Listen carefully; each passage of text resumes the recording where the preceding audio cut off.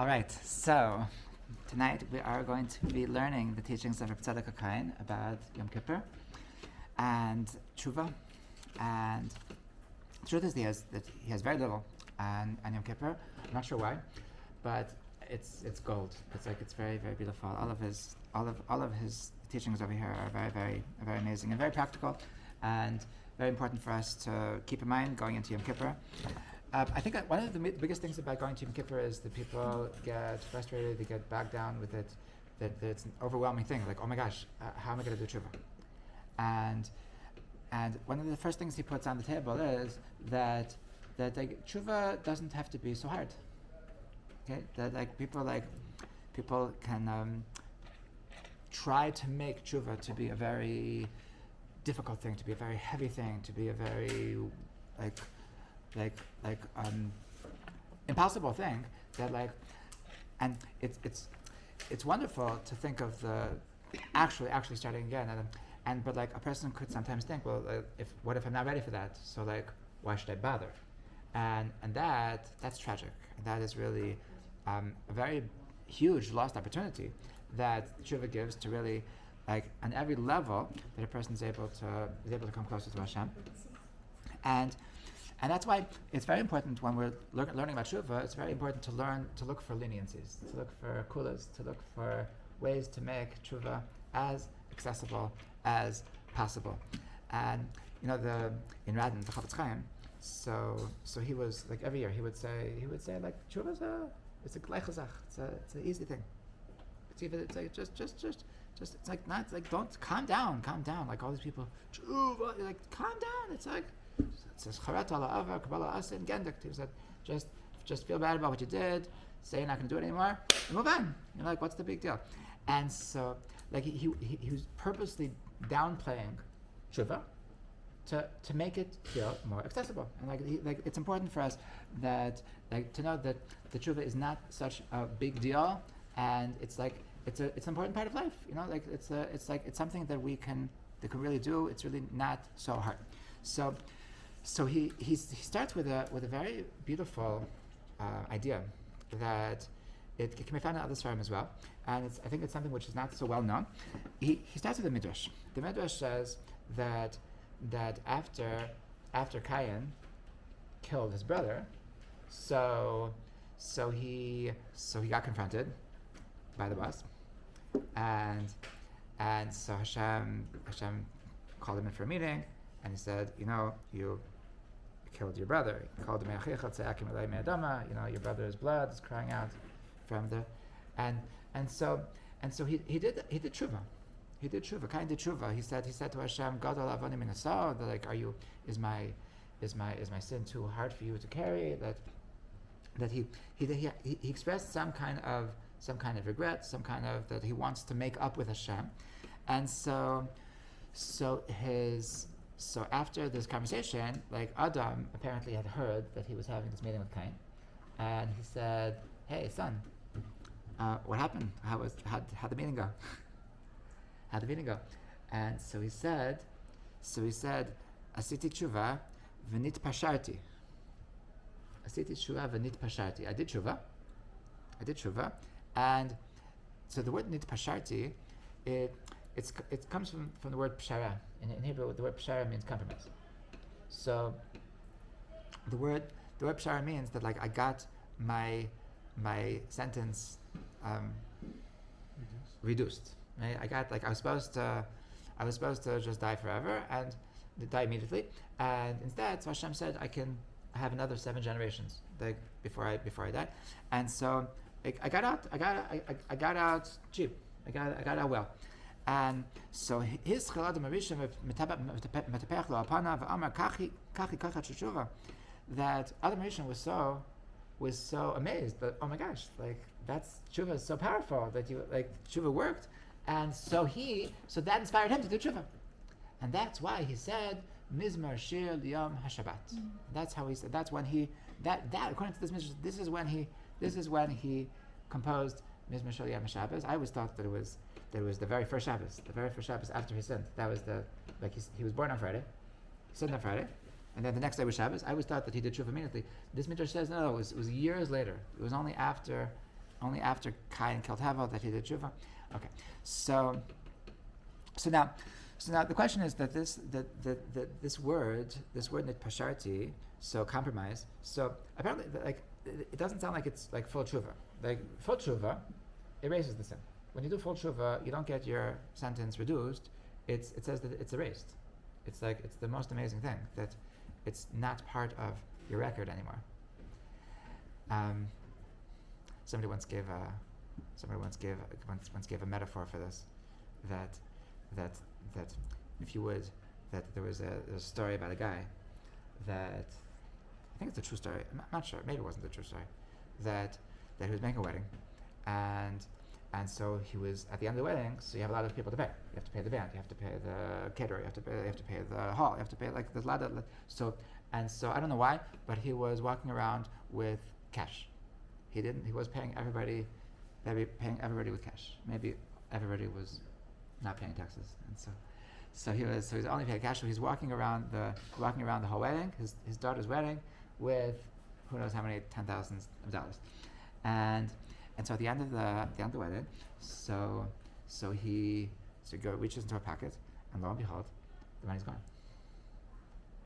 And so he's humiliated, and he's like telling all the I promise you I was ready. It's just not my fault.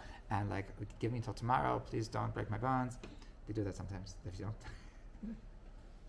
So when I was in yeshiva, there was a caterer that lost its hechsher because apparently somebody didn't pay and they broke his bones, and it came back to the hechsher. So they took hechsher. What? Bones? I'm sorry. You said bonds? Broke his bones. Bones, oh. He broke his bones, yeah. Yeah, they took away his bonds. So Baruch Hashem, they gave him until tomorrow. And meanwhile, so he was very curious who took all his money. So he asked the videographer that maybe I could see her what's it called? Maybe I could see all the raw material for the videos. And so they were looking, and lo and behold, they found and this his one of his closest friends, or should I say, ex-friends. So reaching that he took off his jacket during the dancing, and he was looking around, make sure no one was looking. Didn't look so well, and they took the money, put it in his pocket, and moved on. And so he's thinking to himself, so how am I gonna get back at him? This is disgusting. How can I what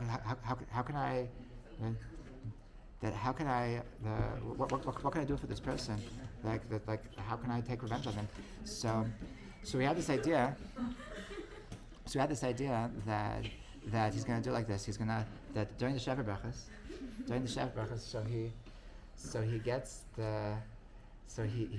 he invites all of his best friends.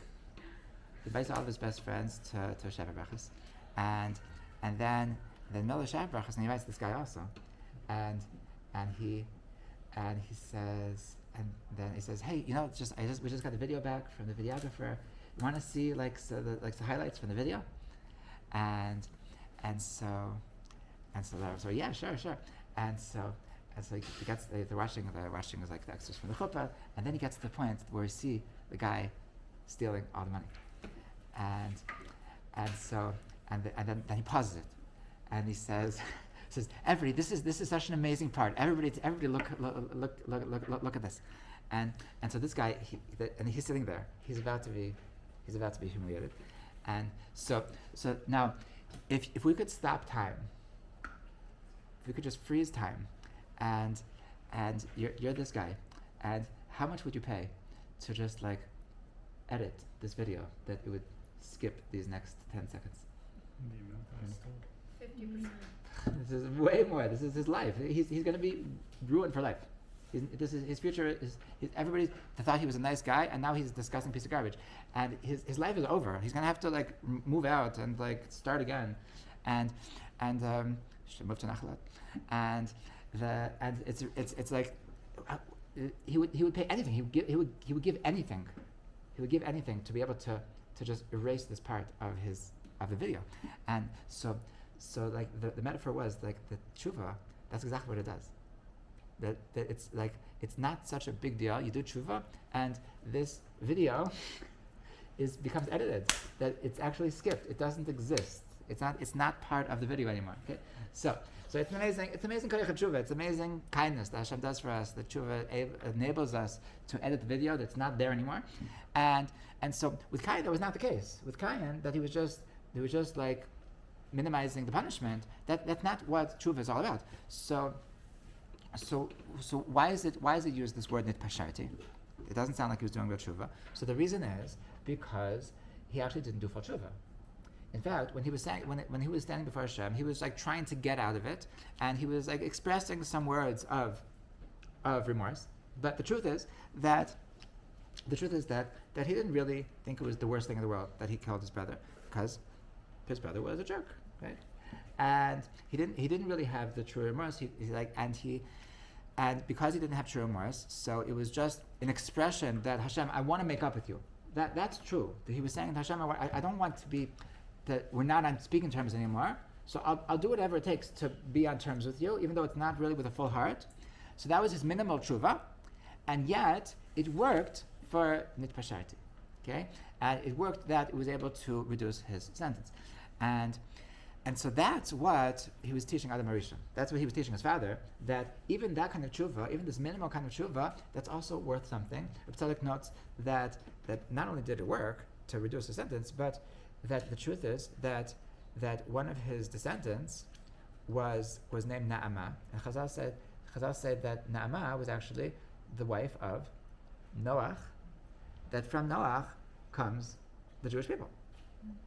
So really, from Cain comes the Jewish people. So like it's a certain element of really you make it like he really made it back, and so this is what he was teaching his father. This is what he was teaching Adam, that even a very minimal tshuva also is amazing, and that's what Adam HaRishon just was so amazed that the koach of tshuva is so amazing, and that's why he also did tshuva because of this. Now Tzadok says, why is Adam HaRishon doing a fake tshuva? Why isn't he doing a real tshuva? Why is he just doing an external tshuva? Why isn't he doing a real tshuva? So now he says an amazing thing. And this is something that I think is so relevant to all of us, that Adam HaRishon, after he sinned, so he felt that, I'm actually a loser.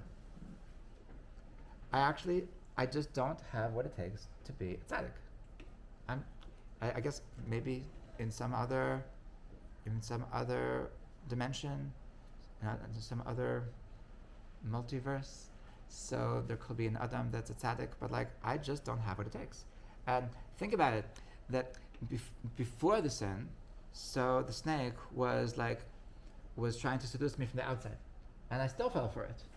Now that I sinned, so now my Yetzer Hara is internal, it's part of me, it's hard to discern that he's really out to get me, and it's going to be much, much harder than it was before. So if before, when it was easy, I messed up, so now that it's going to be so much harder, so certainly I'm going to mess up. So I'm doomed. It's over. My life is over. I am always going to fail. And so that's why he didn't feel that he has what it takes to really do real tshuva, because he thought that I just don't have what it takes. And that's what he learned from Cain. That it's really okay. You can't make it. You can't do 100%. So do whatever you can do. And that's that.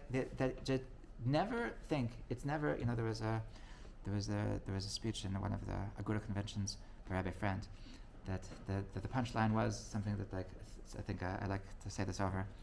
It's never too little. It's never too late. And it's never enough. It's never too little. Baby steps. This is it's really you can't do the real thing, so do not the real thing. It's really, really okay. And just keep it one baby step, another baby step. It's never too little, it's never too late, but never stop. Never stop. Just keep on moving. It's never enough. And that's what he learned from Cain, that it's never too little, the smallest truth in the world. Never think that it's over, never think that that's it. I'm just I'm not meant for for Jewish life. I'm not meant for spiritual life. That this is just not for me. That whatever you can do is precious. And I remember once a student of mine was asking me that she wasn't keeping kosher, but she wasn't eating pig. And so a friend of hers told her that, it doesn't make sense. Like, what's the big deal? Why don't you want to eat? Like, he was trying to convince her. He was eating pig, and he was trying to convince her to join him for pig. And it's just as bad. Eating non-kosher meat is just as stringent as eating pig. It's like it's a mitzvah Torah. You're not allowed to eat non-kosher meat. It's a mitzvah Torah. You're not allowed to eat pig. It's the same thing. So like eating a chicken at McDonald's is the same thing as eating pig. So like you eat that. So why don't you eat this? Just like be normal. And it got her confused. So she texted me that like maybe he's right. Maybe this is worthless.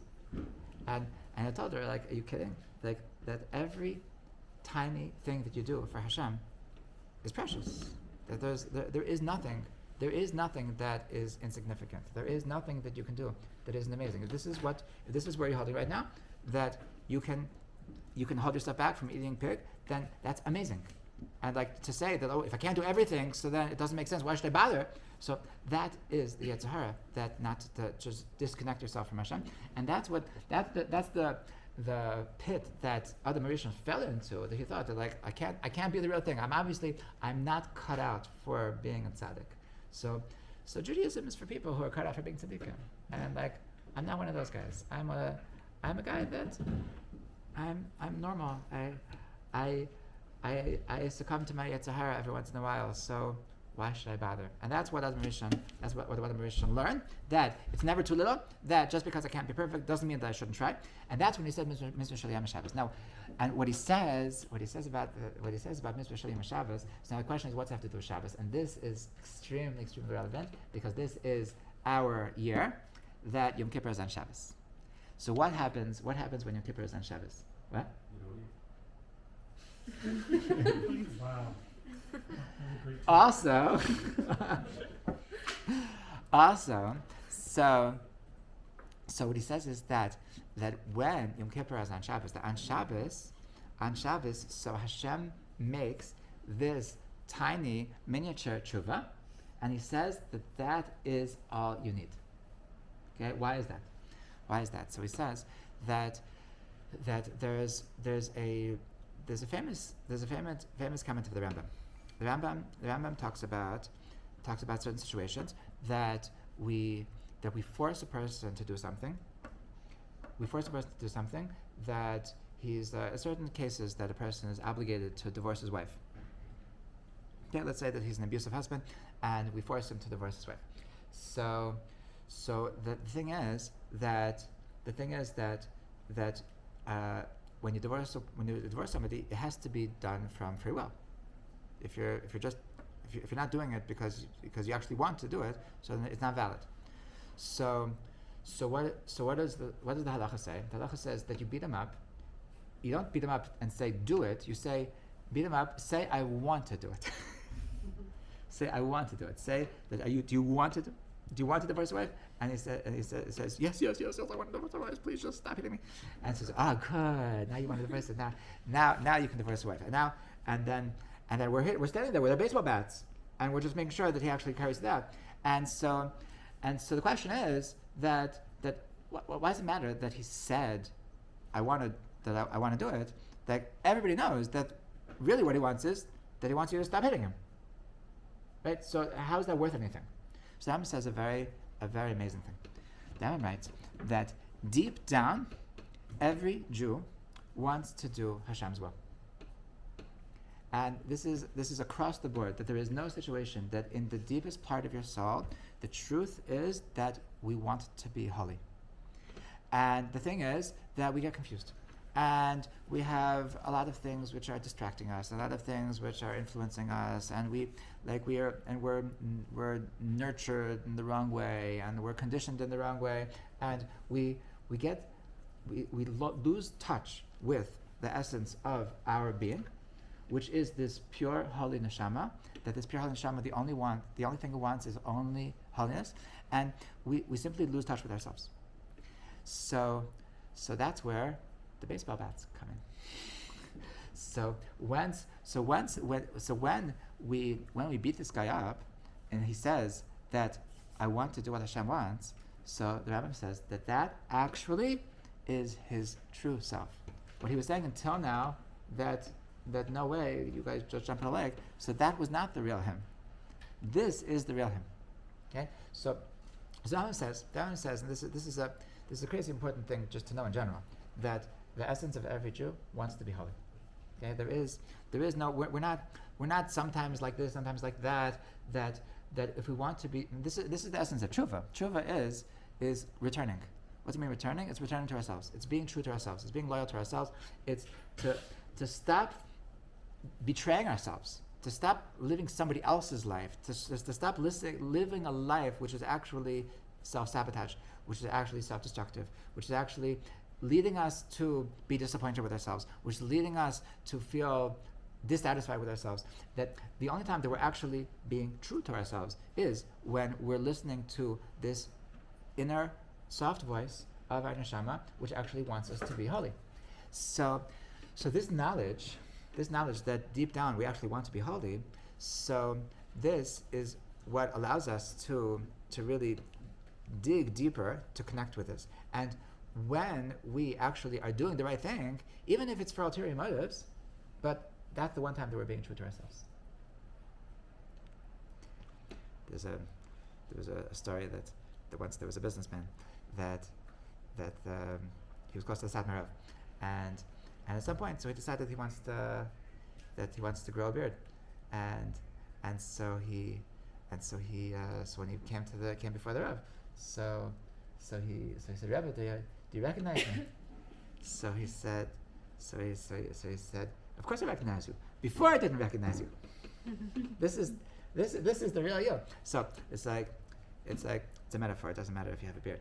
But the point is that when we fake it to be something that we would like to be, then we're actually being true to ourselves. And until now, we're actually being untrue to ourselves. Okay? So this is like the flip, in reality we never have to feel guilty that I'm not being true to myself if I'm being holy, because really that piece inside of me that wanted to be holy, that's the true me. That's really the deepest. That's being truest to myself. So the thing is that this part of our soul that wants to be very holy, so it shines on Shabbos. It really shines on Shabbos. So that's why on Shabbos we have something called a neshama yetera. We have an extra soul, and the extra soul is that our neshama shines, this part inside of us that really just wants to be holy. So it's actually very present on Shabbat. So because it's present on Shabbat, so it's enough to just say the right words. And if you say the right words, then your true essence is doubly there on Shabbat. So just saying the words is actually being true to yourself. Okay, so that's why Adam Rishon, that's why it was on Shabbos when he said Mizmor Shel Yom Shabbos, that because on Shabbos so his neshama shines so brightly, so it was enough to have this miniature tshuva, to have this really fake tshuva, to have this tshuva that I'm not actually ready to make a full change. I'm not actually ready to make a revolution in my life, but like I'm ready to say the words. I'm ready to say it. I'm ready to fake it. I'm ready to pretend that I want to actually pretend. Now, there's a difference between pretending and lying. Okay, and this is one I want to put on the table because I don't want anybody to misunderstand that it's enough to just say the words without any intention. We're talking about a person that he genuinely wants to change, and he would like to be a better person, and he would like to make changes in their life, and and sometimes like on Yom Kippur or Rosh Hashanah or even at any time during the year, so we reach a certain level of inspiration, and at this moment, so there is nothing that we would like more than to just leave all of our old behaviors behind. And it's actually very real for that moment. And the thing is that sometimes like moments later we fall. That I read about this girl she was like sailing on this on the like in some lake, and there was some horrible storm, and she was really scared that she was gonna die. And so in the midst of the storm, so she said, Hashem, I swear if you save me, I swear that I'll go to seminary for a year in Israel. And then out of nowhere the storm subsided. And so then she immediately added, when I have time. and this it was always like in the back of her mind, yes, I did, like Hashem actually saved me, I'm so grateful, and I actually swore to Hashem that I would go to Israel for a year, but come on, I'm in the middle of my job, and now is not the right time, like I'm sure that I'll find the right time. And so like 5 or 6 years later, she was already married, and she woke up with this nightmare, and she was reliving this time that she felt like she was dying in this lake, and she looked at this nightmare as a sign that like Hashem is reminding her that it's time. And so she actually like told her husband, like I know this is intense, but we really, really have to just pick up and go to Israel for a year. And so, but my point is, and Baruch Hashem, now she's living in Me'asharim with 20 kids. No, just kidding. But like it's amazing how like at that moment, at the moment of danger, so it was very clear to her that she would do anything, and moments later, so she forgot. Moments later, though, we're able to fall. It's a crazy thing in the human abilities that we drop our level of inspiration and we just forget things which were very clear to us before, and so it's enough on Yom Kippur. It's enough on Yom Kippur that we really, really want to be better. Now, what's going to happen the next day? So, it's important. It's important that we should never give up. But a person, like I've told you before about this guy that was telling me, like, come on, like I've been through this too many times already. Yeah, every restaurant I say, yeah, I'm going to be better, and then like I see it's the same thing every year. So that caused him to give up, and by giving up, he lost everything. That this is an amazing opportunity that every time we come to Yom Kippur, so we have the ability to stand before Hashem and say, at this moment, I really, really want to be better. And now, by all means, we need to have like practical techniques of like how are we going to make it work? How are we going to? It's not enough to be inspired. Like it's like like a person that like does the same thing every year without changing, without expecting to get different results if you do the same thing. So that's insanity, right? So it's really dumb to not use any techniques to actually change our lives, but it's important to know that even before that, that the mere fact that we're standing before Hashem and reaching this level of inspiration and saying that I actually want to be holy, at that moment we're actually being true to ourselves. At that moment, that is considered tshuva, and at that moment we become clean. Okay? So this is really an amazing thing for us to keep in mind, that for this Yom Kippur specifically, that because of Shabbos, so our true essence is actually more shining, and because our true essence is shining, so that it's actually, there is nothing too little, that it's enough that right now I want to be holy, right now I want to connect to a higher state of living, and that's really enough to cleanse us. Okay, so a person should never come into Yom Kippur and saying that, why should I bother? Hello. So okay, so that's the first thing. That's the first thing about tshuva. the the second point, that Reb Tzadok talks about is really about another connection between Yom Kippur and Shabbos, and that is that it's an interesting thing that every Yom Kippur is actually called Shabbos. It's called Shabbat Shabbaton, and the Torah calls Yom Kippur Shabbos, and so he wants to understand why is Yom Kippur called a Shabbos? It's not Shabbos. So this really connects to some of the other things we're talking about in some other classes about the Holy Sefirot. So we know that the Sefirot, the 7 Sefirot, are divided into 2 parts. That the 6 Sefirot are considered masculine, and the 7th Sefirah is considered feminine. Okay? The 7th Sefirah is called Malchut. That's why the 7 days of the week are corresponding to the 7 Sefirot. So that's why the masculine energy is to do, and that's why the 6 days of the week is for doing. And the feminine energy is about actualizing. It's about being, and that is why Shabbat is called the Shabbos Queen. And that's why Shabbat is called the feminine energy. And that's why we don't do on Shabbos. That's why Shabbos is all about not doing creative activities. Okay? That's the difference between the 6th and the 7th. So Reb Tzadok writes that if we look through all of the holidays in the course of the year, so they actually are exactly 7. Okay, from the Torah on the Torah level, there's 7 days which are holy days. We have the first day of Pesach and the last day of Pesach, the first day of Sukkot and the last day of Sukkot.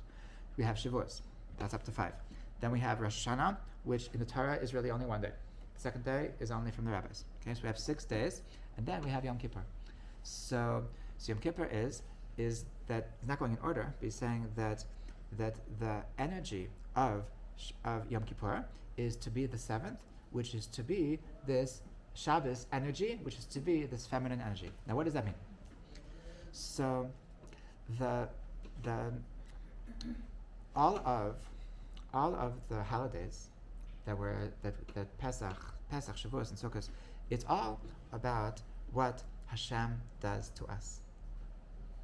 Pesach, so Hashem redeems us from Egypt. Shavuos, Hashem gives us the Torah. Shavuos, Sukkot, so Hashem is protecting us. Rosh Hashanah, Hashem is creating us. And Yom Kippur is actually very unique. That Yom Kippur, the essence is not what Hashem does. The essence of Yom Kippur is what we do. Now, in fact, the Yom Kippur didn't need to be. The whole reason why Yom Kippur came about is all because we messed up.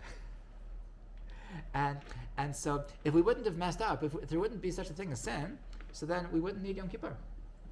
The whole essence of Yom Kippur is that it's a man-made holiday. It's a man-made holiday that we created the necessity for Yom Kippur, and we got ourselves into this mess. We're going to get ourselves out of this mess, and that's why the essence of Yom Kippur is tshuva, is to improve ourselves, is to get ourselves out of this dump. So that's what when it says that Yom Kippur is called Shabbos. So what it really means is that Yom Kippur is the one holiday that Hashem says the spotlight is on you, and this is what Malchus is all about. That so often so Hashem is running the world. Hashem is saying that let me take care of things. Let me make sure that everything falls into place, and then once in a while, so Hashem says, I'm curious what you have to say. What's let me the guy on a date that he's talking about himself the whole time, and he says, I feel bad. I've been talking about myself this whole evening. Tell me, what do you think about me?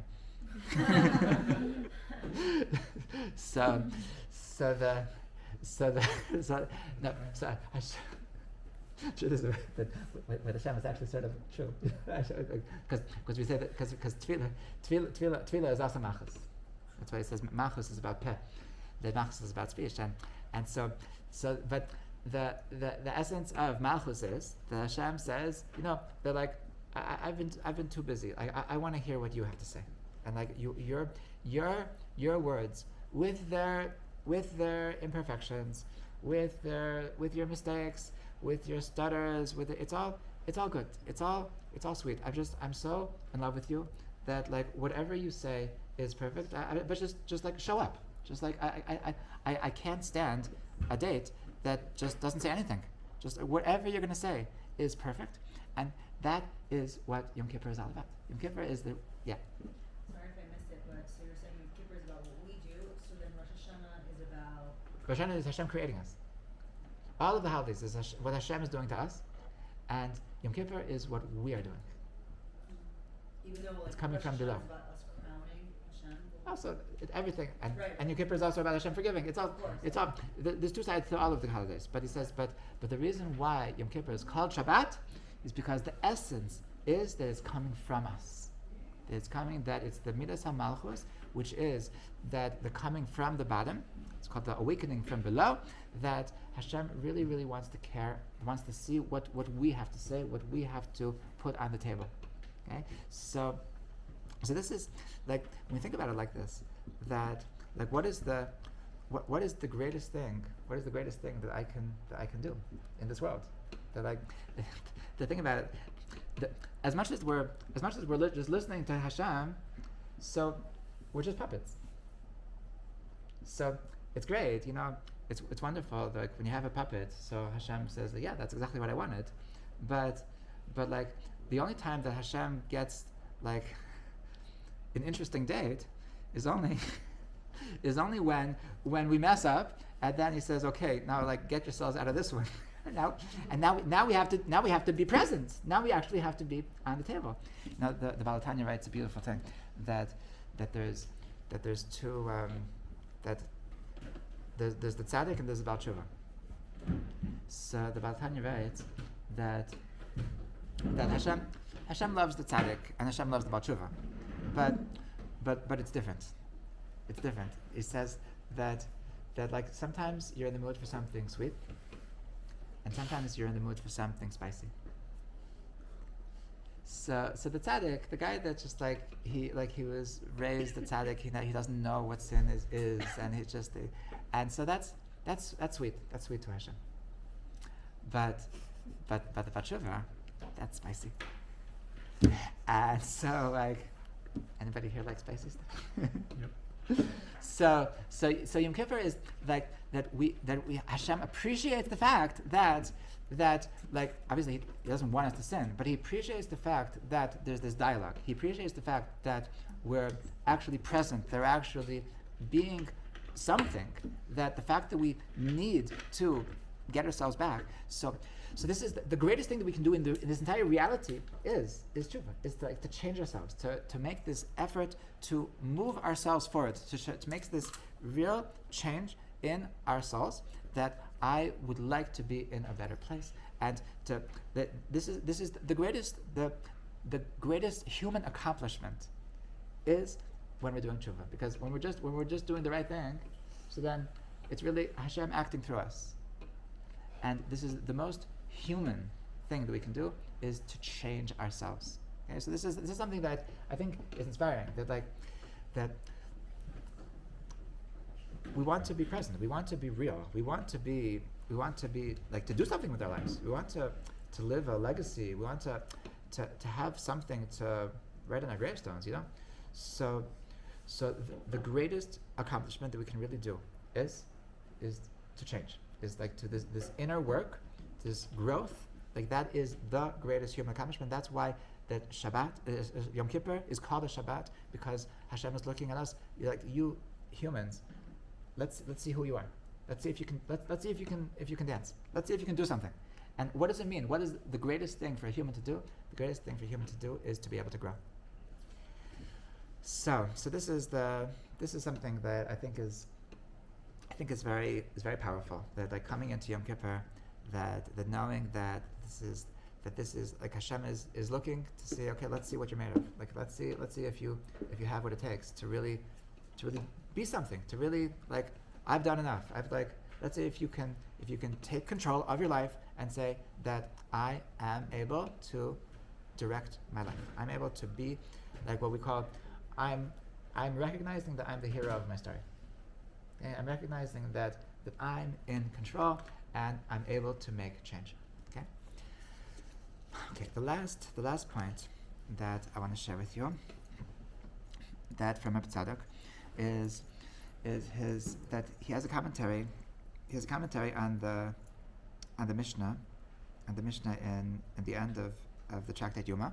It talks about Yom Kippur, and it says in the Mishnah, Ashreichem Yisrael, fortunate are you Yisrael, fortunate are you the Jewish people, Lifnei mi at mitarim u'mi mitar eschem, that before whom are you purifying yourselves, and who purifies you? Avichem shebashamayim, it's your Father in heaven. It's your Father in heaven that purifies you. V'yomer mikveh Yisrael Hashem, ma mikveh mitaras atmeim, avkadosh baruch hu mitaras Yisrael. First it brings another pasuk. It says, "V'zarakti aleichem mayim taharim mitahartem." That I'm going to sprinkle upon you, mayim taharim. I'm going to sprinkle upon you the water of purity. And so what is this Mishnah? What is this Mishnah trying to say? So, there's a question, like why do we need? Why does the Mishnah need to say that like Hashem is like a mikveh? Like Hashem purifies us. Okay, that's beautiful. Why is what's it mean that Hashem is like a mikveh? I heard from there's this amazing Breslever Yid, Breslever Mashpia named Rav Mato Frank, that he has a word on this, that a mikveh, you come to a mikveh, so the mikveh never talks back. The mikveh never says, "Hey, you're so dirty. That's disgusting. Like, you think you're gonna jump into me? Like, hey, weren't you here just 2 minutes ago? Like, what were you able to do into that? The mikveh, you come to the mikveh accepts you, no questions asked. Okay? And so that's Avakadosh Baruch Hu Mitaras Yisrael. That whenever you come back to Hashem, so Hashem accepts you, Hashem embraces you, no questions asked. Okay? It's very true. It's very powerful. Reb Tzadok says that to understand what Yom Kippur is all about, so the very basic thing about Yom Kippur is that on Yom Kippur, so Hashem is purifying our souls, and so the Torah says that there's three kinds of tumah. There's three kinds of tumah, three kinds of spiritual impurity that can mess up a person's soul.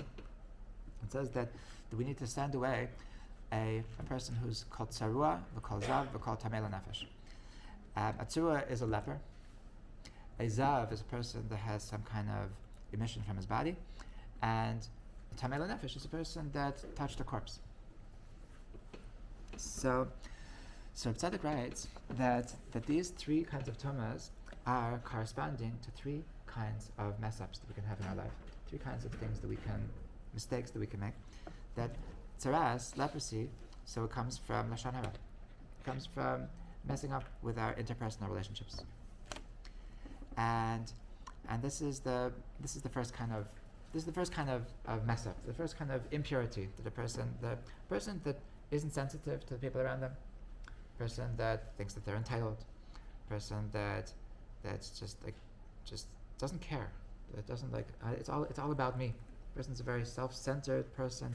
This is it's a tumah. It's a tumah on a person's soul, which is really expressed in all of the world of Beit Adam Chavero, of interpersonal mitzvahs, and that is the tumah of tzarua.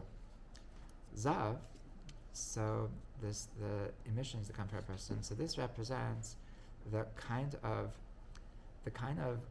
impurity that comes from a person's lust, person's needing to enjoy life on his own terms, and this is what I'm in the mood to do. So So don't tell me what to do. Like I need to just look for pleasure in every opportunity, and like don't bother me with like the right thing to do.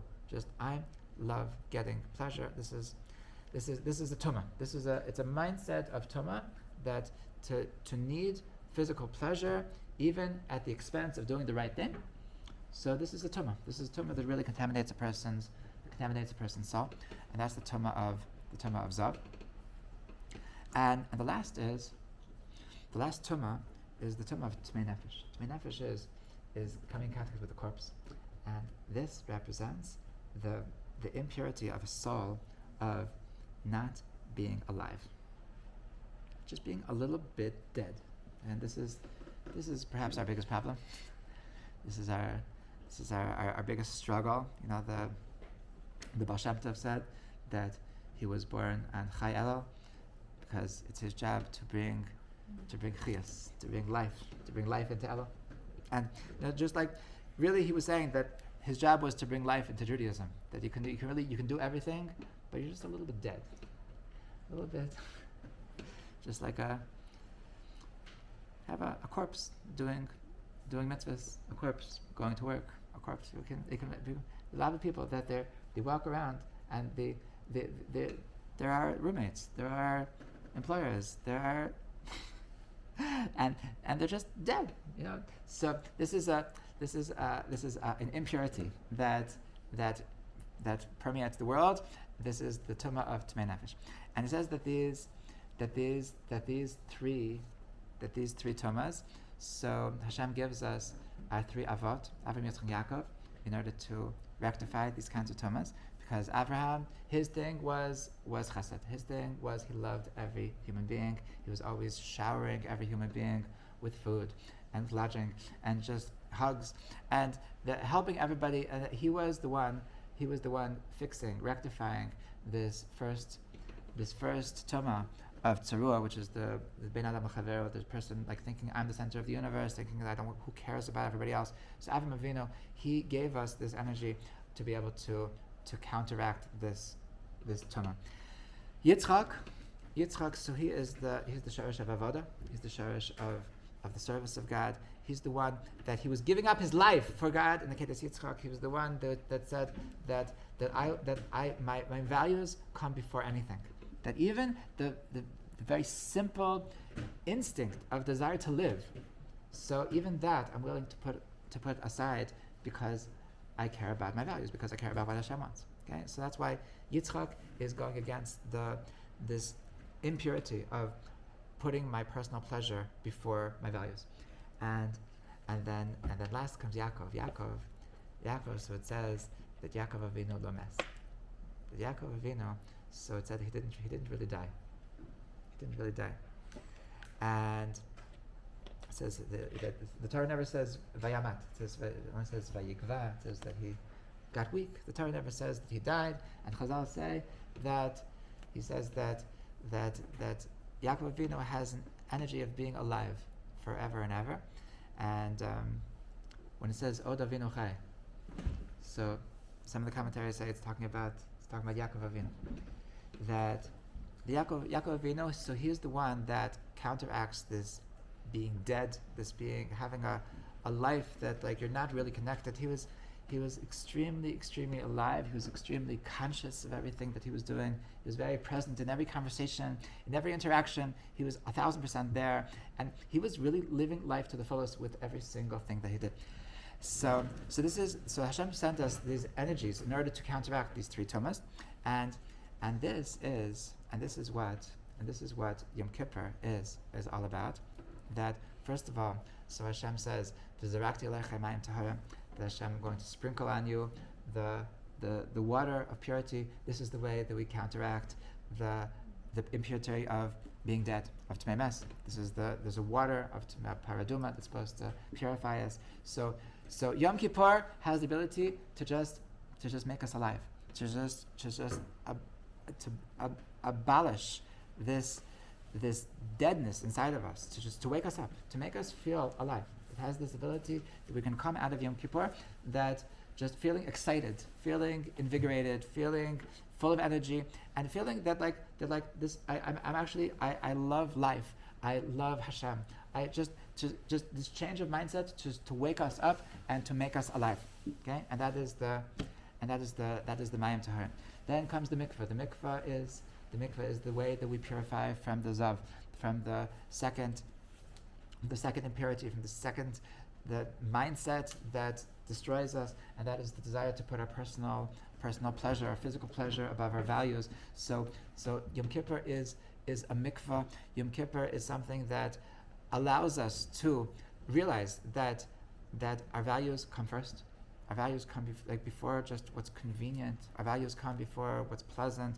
That we are excited to live a life of values, a life of priorities, and it's not about just what's the most comfortable thing, and the third thing, the tzarua, so that it doesn't mention in the Mishnah, because Yom Kippur cannot, a person that doesn't care about his friends, so then Yom Kippur is not going to fix that. And that's why it says that Yom Kippur does not atone for Bein Adam L'Chavero until you actually ask your friend for forgiveness.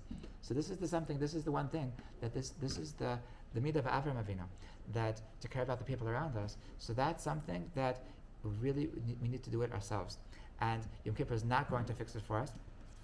And that's why it's these days of Aseres Yemei Tshuva that we're being called out that to care about everybody around us, to realize that we're not the center of the universe, and to fix this tumah of the Bein Adam L'Chavero, and that is how we come out of Yom Kippur so mamish clean, mamish pure. So I bless us all that this Yom Kippur, so we should mamish feel how close Hashem is, that we should really feel Hashem entering our souls, and know that Hashem is waiting for us, that this is really the greatest thing that we can do, knowing that this is the most amazing, this is the Shabbos, this is the hear our voice, that this is what we can do. We can actually, this is the one thing that we can do, is we can make a change, and to remember that nothing is too small, that the baby steps is not just also important, it's enough. It's whatever you can do that is perfect, and Hashem is going to connect us to the fact that it's Shabbos, and it's going to work out. And this is how we're going to come out of Yom Kippur, just so invigorated, so full of life, so full of energy, so new, so brand new. So I'm excited. It's gonna be awesome, and bless us all that we should have an exciting Yom Kippur. It shouldn't be heavy. Should be light, should be easy, and we should know that this is we're getting recharged. We're getting energy for the whole year. This is not something to give up. So l'chaim, Hashem should be awesome.